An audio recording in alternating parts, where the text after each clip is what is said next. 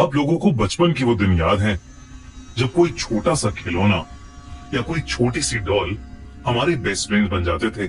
पर जापान में 1918 में एक ऐसा अनबिलीवेबल सा रियल इंसिडेंट हुआ जिसके बारे में जानकर शायद आप कभी किसी डॉल को अपना बेस्ट फ्रेंड नहीं बनाएंगे।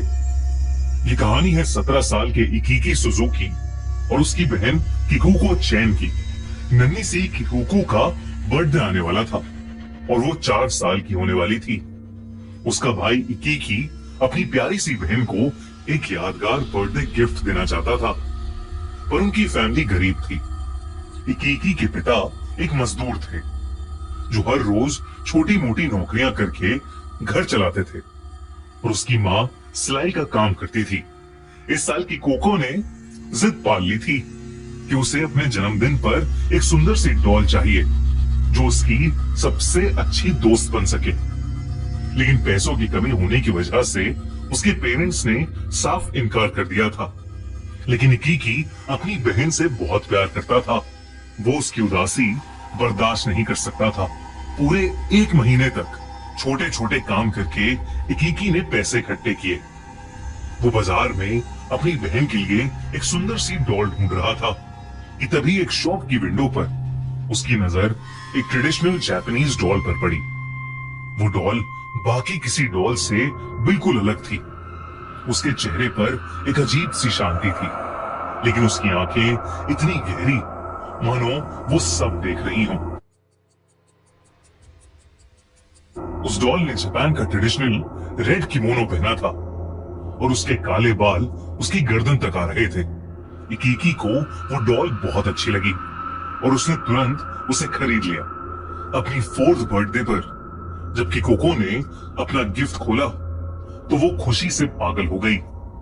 उसने उस डॉल को अपने रूम में सबसे खास जगह दी, अपने साथ सुलाने लगी और उसका नाम रखा ओकीकू। किकोको उस डॉल को इतना पसंद करती थी कि एक पल भी उसके बिना नहीं रहती थी। वो उसके बाल कोम्ब करती, उसे नहलाती और हमेशा अपने पास रखती थी।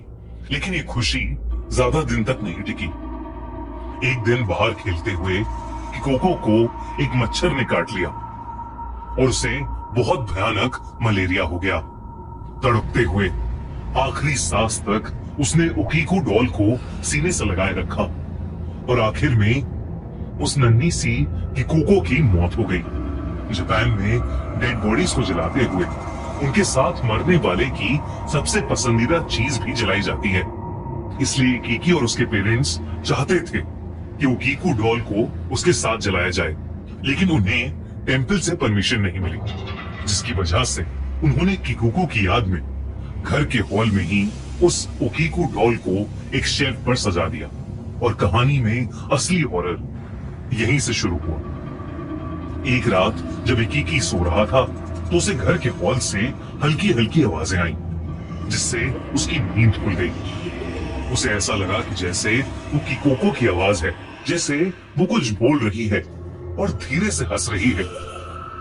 इकीकी हॉल में गया पर वहां कोई नहीं था। उस रात के बाद ऐसा अक्सर होने लगा। इकीकी के पेरेंट्स को भी वो आवाजें आने लगी। एक दिन इकीकी काम करके अपने घर वापस आया तो उसने अपने रूम में देखा कि किकोको की सारी ड्राइंग्स बिखरी पड़ी हैं और ओकीको डॉल उन ड्राइंग्स के पास ही पड़ी है। किकोको के पेरेंट्स घर पर नहीं थे और खिड़कियां भी बंद थी, इसलिए इकीकी को समझ ही नहीं आया कि ये कैसे हो गया। पर उस दिन ओकीको डॉल को वापस शेल्फ पर रखते वक्त इकीकी ने एक अजीब सी बात नोटिस की। उस डॉल के बाल जो उसकी गर्दन तक आते थे अब लंबे होकर उसके कंधे तक आ रहे थे। बल्कि पहले उस डॉल के बाल काले थे पर अब उनमें ह्यूमन हेयर की तरह ब्राउन शेड आ रहा था और वो एंड से स्प्लिट भी हो रहे थे। इकीकी ने जब ये बात अपने पेरेंट्स को बताई तो उन्हें लगा कि ये इकीकी का वहम है और इकीकी की माँ ने उस डॉल के बाल काटकर वापस उसकी गर्दन तक कर दी, जो कि शायद उनकी सबसे बड़ी गलती थी। बाल काटते ही सुजुकी फैमिली की जिंदगी नरक बन गई। उस रात जब इकीकी की माँ सो रही थी तो उन्हें एक सपना आया कि कुकू उनके पास आकर रो रही थी क्योंकि उन्होंने उसकी डॉल के बाल काट दिए थे। और फिर अचानक ही कि कुकू का रोना गुस्से में बदल गया और उसका चेहरा उस ओकीकू डॉल में।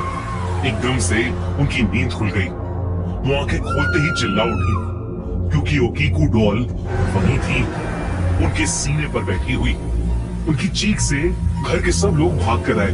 जब इकीकी की मां ने अपने सपने के बारे में बताया तो इकीकी और उसके पापा दोनों हैरान थे। पर इकीकी ने देखा कि ओकीकू डॉल तो बाहर शेल्फ पर ही रखी है, तो ये कैसे हो सकता था।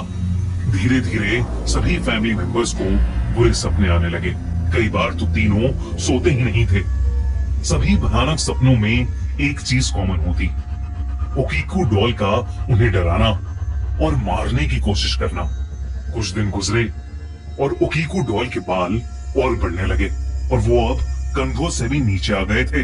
एक शाम इकीकी हॉल में बैठा काम कर रहा था तो उसने देखा कि शेल्फ पर रखी ओकीकू डॉल की गर्दन उसकी तरफ मुड़ी है। और फिर उसने देखा कि ओकीकू डॉल ने अपनी पलक झपकाई। अब घर में पैरानॉर्मल एक्टिविटीज बहुत ज्यादा होने लगी थी। फैमिली मेंबर्स को दिन भर अजीब अजीब सी आवाजें आना, एक छोटी लड़की की परछाई दिखना, ये सब बहुत आम हो गया था। अब फैमिली के तीनों लोगों को उस डॉल से बेहद डर लगने लगा था।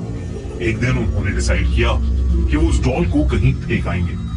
इकीकी के पापा ने पास के मैदान में जाकर उस डॉल को काट दिया।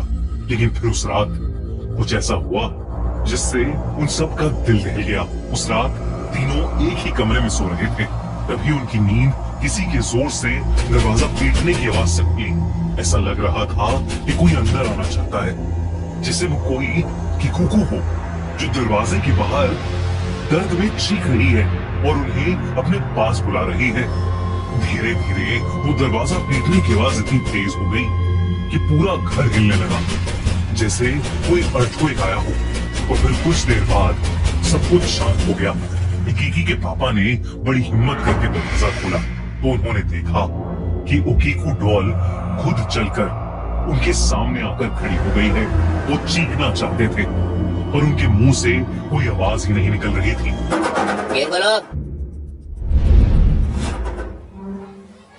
इकीकी ने देखा कि उस डॉल के लंबे बाल बढ़ते जा रहे हैं और उसके बालों की लड़ियां इकीकी के पापा की गर्दन से लिपट रही हैं और धीरे धीरे उनका गला घोट रही हैं। इकीकी और उसकी माँ उन्हें छुड़ाने की कोशिश करने लगे, लेकिन कुछ भी नहीं हो रहा था। उसके पापा दर्द के मारे घुटने पर आ गए थे, उनकी सांसें जैसे खत्म ही होने वाली थीं। तभी इकीकी ने उस डॉल के सामने कि कोको का नाम जोर से पुकारा और फिर अचानक ही वो डॉल एकदम से बेजान हो गई। उसके बालों की पकड़ छूट गई और इकीकी के पापा की सांस में सांस आई। उसके बाद से जब भी वो ओकीकू डॉल को फेंकने की क्या उससे छुटकारा पाने की कोशिश करते, वो वापस आ जाती। ये हॉरर एक दो साल नहीं, उनकी फैमिली ने पूरे 20 साल तक सहा। जब भी हर साल की कोको की बर्थडे पास आती, पैरानॉर्मल एक्टिविटीज और ज्यादा बढ़ जाती। उन्होंने कई पंडित, कई मॉन्क्स को बुलाया, लेकिन जब भी कोई कोशिश करता, घर की हालत और ज्यादा खराब हो जाती थी। आखिर में हार के 20 साल बाद उन्होंने घर छोड़ने का प्लान किया और उस डॉल को जापान के मनाजी बुद्धिस्ट टेम्पल में सौंप दिया। टेम्पल के मॉन्क्स ने भी पूरी कहानी सुनने के बाद उस डॉल को क्लेंस करने की बहुत कोशिश की, पर उस कर्स डॉल पर किसी चीज का असर नहीं हुआ। करीब 100 साल बीत चुके हैं, लेकिन वो डॉल आज भी उसी टेम्पल में प्रॉपर्ली पैक करके रखी गई है। टूरिस्ट्स जापान में उस टेम्पल में जाकर आज भी ओकीकू डॉल को देख सकते हैं, लेकिन उसकी फोटोज लेना बिल्कुल भी अलाउड नहीं है। कहते हैं कि कोई भी टूरिस्ट उसे ज्यादा देर देख भी नहीं सकते, वरना उसे उस डॉल के भयानक सपने आने शुरू हो जाते हैं। उसके बाल आज भी ह्यूमन हेयर